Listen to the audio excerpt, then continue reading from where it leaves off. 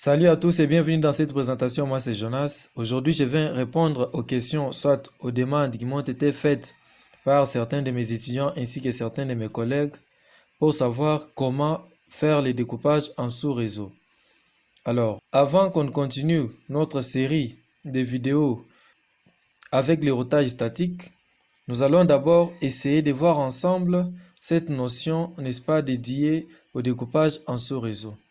Sachez tout simplement qu'il existe deux types de découpage en sous-réseau. Le premier type de découpage que nous allons voir dans cette vidéo, celui-là a pour critère le nombre de sous-réseaux. C'est comme la topologie que nous avons en face de nous.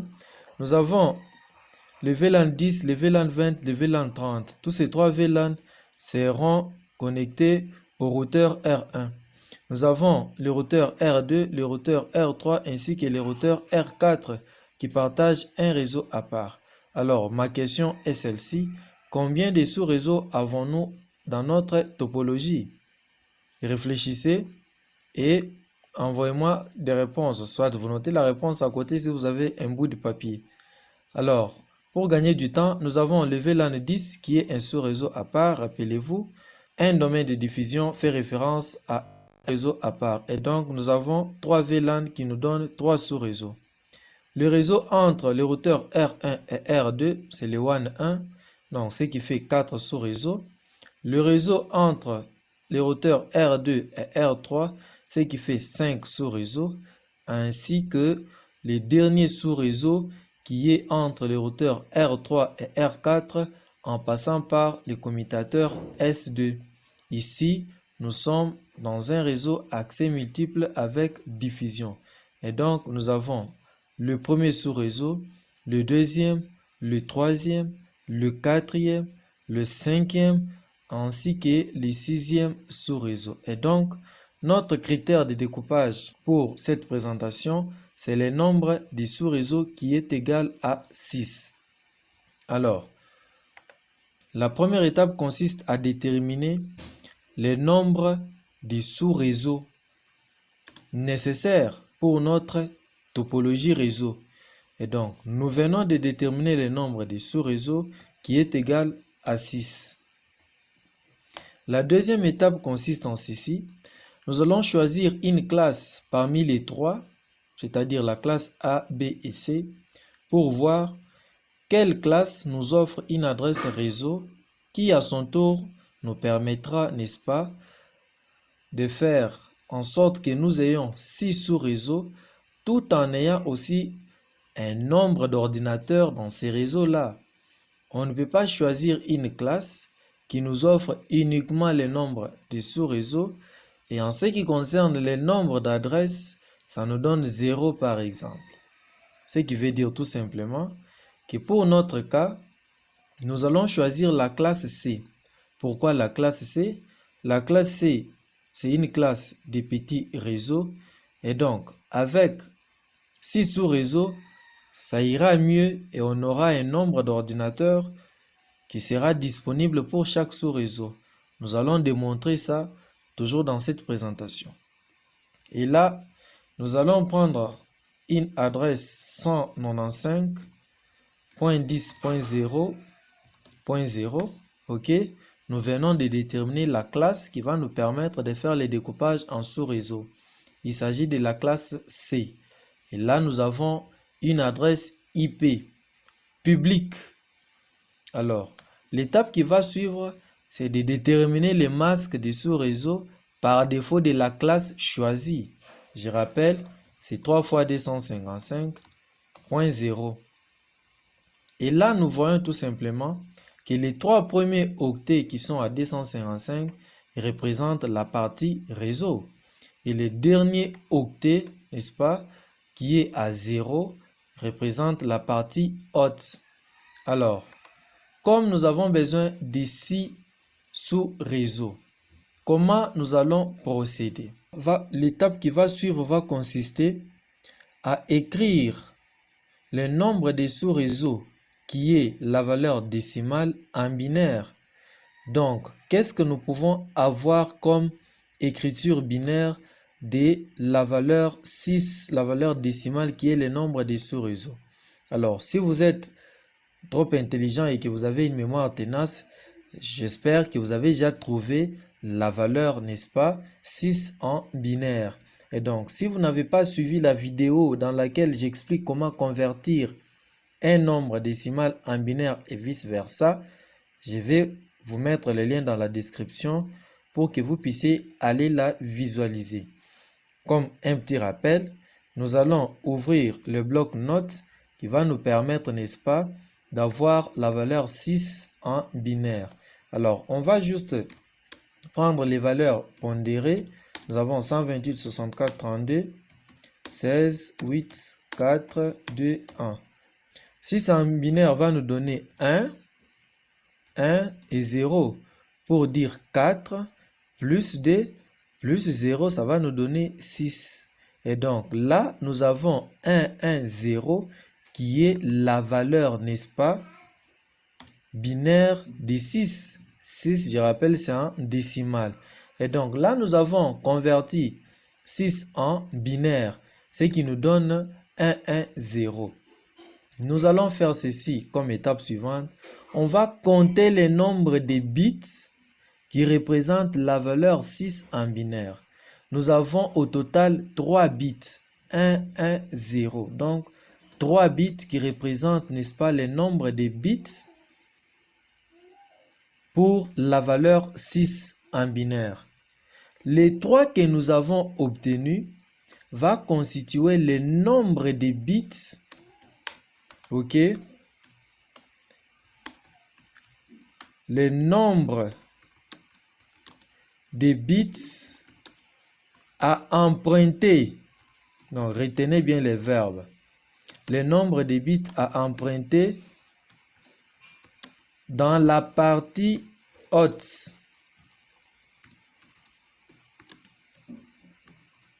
Voilà. Je rappelle que la partie haute pour notre classe choisie, c'est le dernier octet à 8 bits. Donc, nous allons écrire ces 8 bits en binaire. 1, 2, 3, 4, 5, 6, 7, 8. Nous avons 8 bits. Alors, comment nous allons procéder? Nous venons d'obtenir 3 comme étant le nombre de bits à emprunter. Autrement dit, nous pouvons nous poser la question de savoir 2 exposant combien nous donne 6. Soit, vous allez prendre 2 exposant n qui doit être supérieur ou égal au nombre de sous-réseaux, dans notre cas 6. Donc 2 exposant n doit être supérieur ou égal à 6. Alors 2 exposant combien nous donne un nombre supérieur ou égal à 6? C'est 2 exposant 3 qui est supérieur à 6. Ça va nous donner 8. Et donc vous pouvez procéder en convertissant d'abord la valeur décimale, le nombre de sous-réseaux bien entendu en binaire. Vous comptez le nombre de bits et le nombre de bits obtenu sera n comme la puissance des 2, ok? Soit vous vous posez directement la question, 2 exposant combien sera supérieur ou égal au nombre de sous-réseaux. Alors, les 3 que nous avons obtenus ici, nous allons emprunter ces 3 bits dans la partie haute. Quand il s'agit de faire le découpage en sous-réseaux, avec comme critère de découpage le nombre de sous-réseaux, les octets ou l'octet qui vont ou qui va nous intéresser, ce sont les octets de la partie haute. On va emprunter les bits en partant de gauche à droite. Et là, toujours dans notre dernier octet ici qui représente la partie haute, nous allons emprunter 3 bits dans la partie haute. On va faire ceci, 1, 2, 3. On met espace. Là, ce sont les 3 bits que nous venons, n'est-ce pas, d'emprunter dans la partie haute. Il va nous rester combien? 5 bits dans la partie haute. Et là, voilà, on les met carrément en noir. Là, vous voyez que le dernier octet entier n'appartient plus à la partie haute. La partie haute désormais comprend 5 bits et la partie sous-réseau comprend 3 bits. Alors, lorsque nous allons maintenant faire le calcul du nombre de sous-réseaux que nous allons obtenir après avoir emprunté 3 bits, nous aurons 2 exposants 3 qui va nous donner 8 comme nombre de sous-réseaux total. Et on va faire 8 moins 6, ce qui va nous donner 2. Donc on aura 2 sous-réseaux non utilisés qui seront stockés quelque part pour une utilisation future. Après avoir emprunté les bits et après avoir déterminé le nombre de sous-réseaux, nous allons écrire les nouveaux masques que nous avons obtenus après avoir emprunté les bits. Alors, pour obtenir les nouveaux masques, les nombres de bits empruntés doivent être à 1 directement dans le masque des sous-réseaux. Qu'est-ce que nous aurons? Nous aurons 1, 2, 3, c'est-à-dire les 3 bits empruntés, nous les mettons à 1 pour spécifier qu'il s'agit d'une partie sous-réseau. Et le reste des bits, nous les mettons à 0 pour représenter la partie haute. Alors, en faisant ça, le nouveau masque sera 255.255.255. Cette fois-ci, ça ne sera pas point 0. Pourquoi? Parce que la partie réseau a été élargie. Élargie dans le dernier octet qui faisait partie de la partie haute, bien sûr. Et là, la partie réseau s'arrête au niveau du 3e bit. Donc, les 3 bits que nous avons empruntés, que nous avons mis à 1, vont nous donner comme valeur en hexadécimal 224. C'est que vous allez prendre 128 plus 64 plus 32, ce qui va nous donner 224.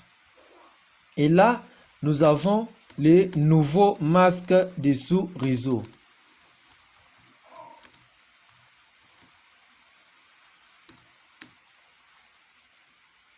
Voilà. Nous avons le network mask, les nouveaux que nous avons obtenus. Voilà. Comment alors obtenir les 8 sous-réseaux? La première technique consiste à utiliser le pas, ce qu'on appelle autrement les magic numbers, les nombres magiques qui va nous permettre d'établir un écart entre chaque sous-réseau. Ok? La deuxième méthode consiste à permuter les bits empruntés autant de fois possible.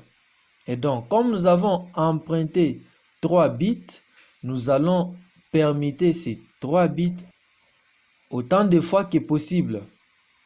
Et donc, là, nous allons utiliser la deuxième méthode qui est simple à mon avis pour nous qui sommes les débutants. C'est que nous allons commencer par numéroter les réseaux.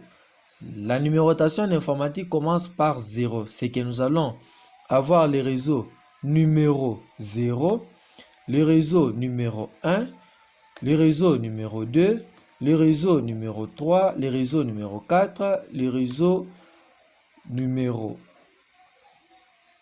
5, le réseau numéro 6, ainsi que le réseau numéro 7.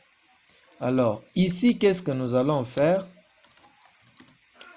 Nous allons prendre le numéro du réseau, on va les convertir en binaire.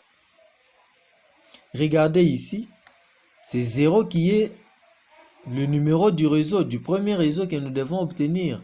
Il doit être converti en binaire. Converti en binaire sur combien de bits?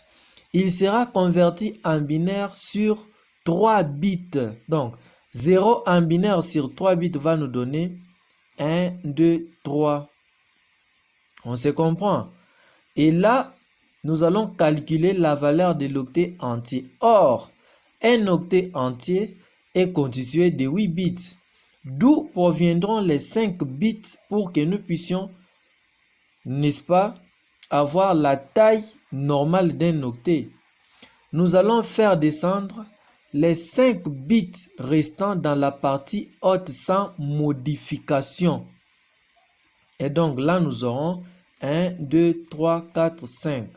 Je préfère les mettre en noir comme ça. On va bien se comprendre. Voilà. Et là, pour avoir notre premier sous-réseau, nous aurons 195.10.0. On va maintenant convertir tous ces octets en décimales. Ça va nous donner 0.0. On se comprend?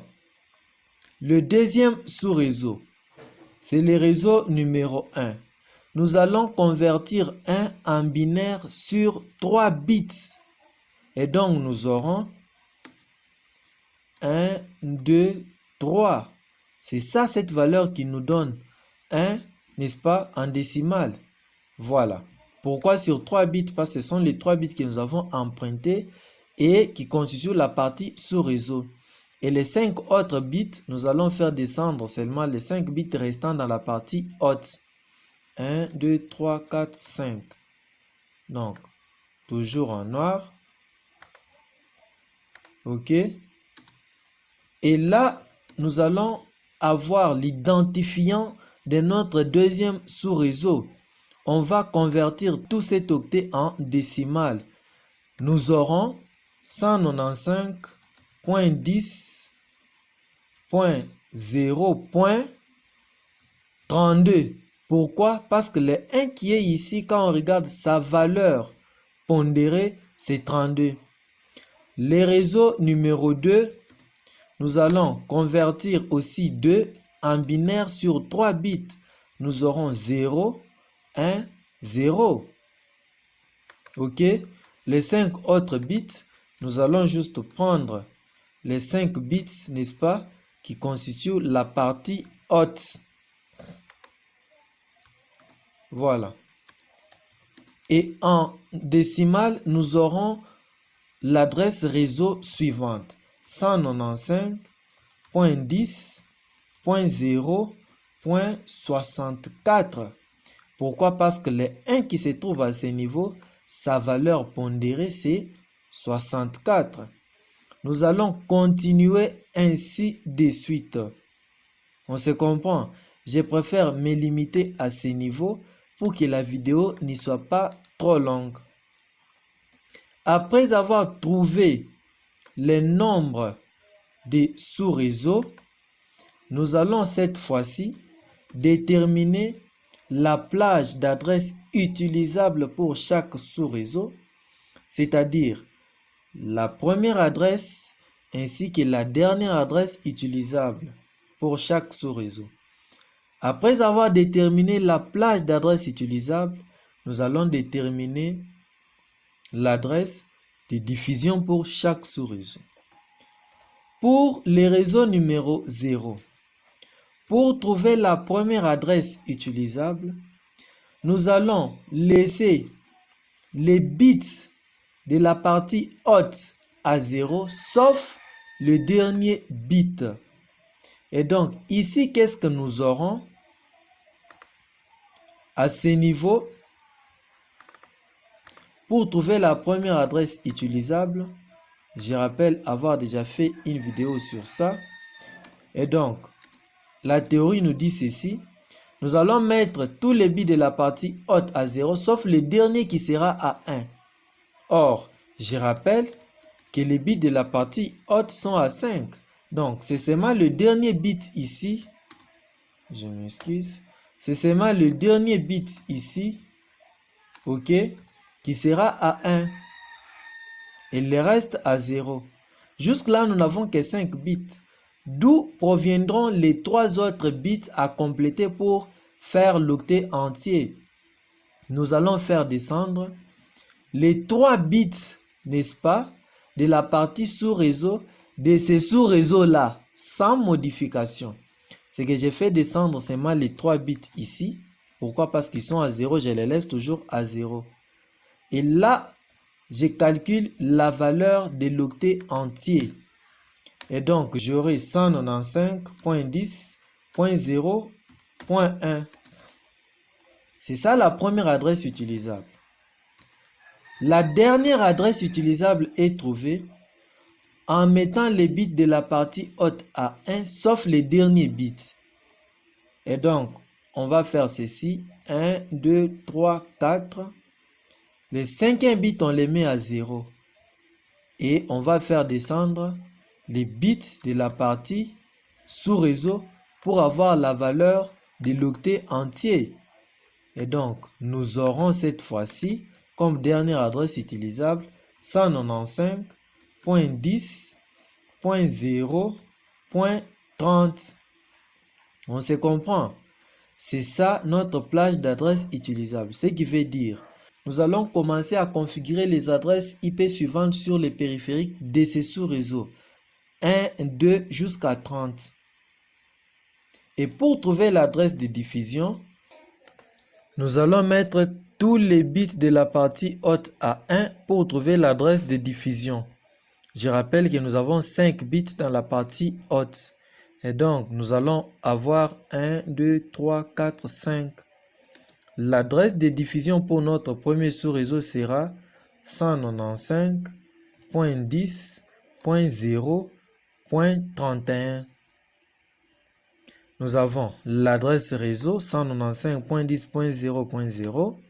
La première adresse utilisable 195.10.0.1.